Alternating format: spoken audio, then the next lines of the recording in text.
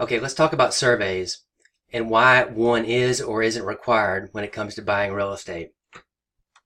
So first and foremost, if you're getting financing on a property, which means there's a lender involved, you're getting bank financing, then you're going to be required to provide a valid survey prior to closing to the closing title company.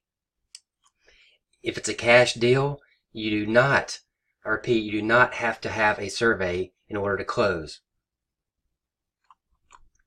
So why does a lender require you to provide a survey in the first place? There's a standard exception in all title insurance policies that excludes encroachments, overlaps, boundary line disputes, and other matters which could be disclosed by a current survey. But the title agents are allowed to remove this exception if provided with a current survey prior to closing. In other words, if you supply a current valid survey to the title company, they're going to review it and they will remove all the exceptions from the title insurance policy. A lender will require the title company to provide a specialized endorsement called a Florida Form 9 in the state of Florida. Bottom line, you don't get a survey, you don't get a Florida Form 9, which means you're not going to get a clear to close from the lender. A Form 9 provides the affirmative coverage most commonly requested by originating lenders and the secondary lending market. So in other words, this is not only required by the originating lenders, the ones that originate the loans, it's also required when they go to sell the loans on the secondary market. What does the Florida Form 9 cover? It addresses restriction violations, mineral rights, encroachments into easements, and other various matters that a standard loan policy fails to insure against. So you can see why lenders want this added policy. This goes a little bit more into details, more specifics of what the Form 9 covers. I'm not going to read through them, but you can read and you can see the more definitions of the actual coverage of the Form 9. So can an endorsement be issued without the survey? Well, technically, yes, it can. But if a survey is not provided, then certain items are going to be removed from the policy. These are your exemptions. So the best practice with surveys, if buyers are financing, then go ahead and order a survey or get an older previous survey from the seller. Take that to the title company and make sure they will accept that survey. If so, then you're good to go. You don't have to have one. They'll utilize that for the title policy and endorsements. Encourage all cash buyers to obtain a survey, but it's not mandatory to close. Just remember, CYA. Eventually, a cash buyer is going to get in trouble by not having survey done on the property. It's just a matter of time.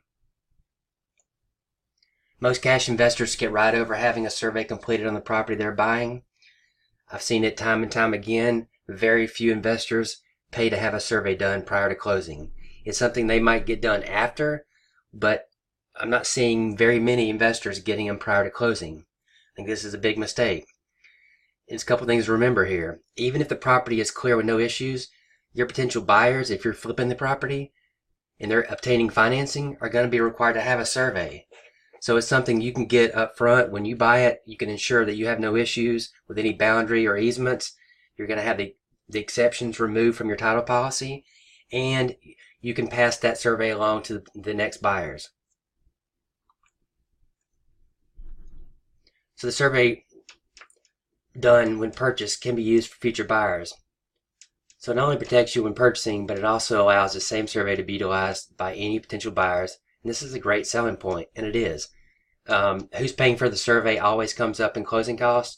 If you already have one done and it's good, then that's a little bit of a bargaining power for you.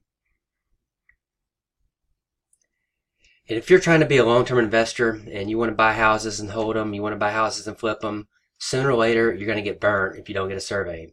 I'm going to show you some examples towards the end, but sooner or later, and I've seen it time and time again, by not having a survey done, you're going to get in trouble sooner or later. And it's going to cost you money. And that's the bottom line. It can be very expensive to fix and resolve. And here's an example of one. This is going to show you also a valid survey has the raised seal, as you can see on this one. You can also see the issue with the building here. It's going over the property line, so that is an encroachment issue. Here's another one where the neighbor's house is about 20-something feet over the line, the house and the driveway. Now, here's a big question. How does something like this get resolved? Well, honestly, there's either two ways to fix it. You either tear down that part of the house and get it off the property line, which doesn't make much sense, or the owner needs to go to the neighbor and they need to purchase part of that property.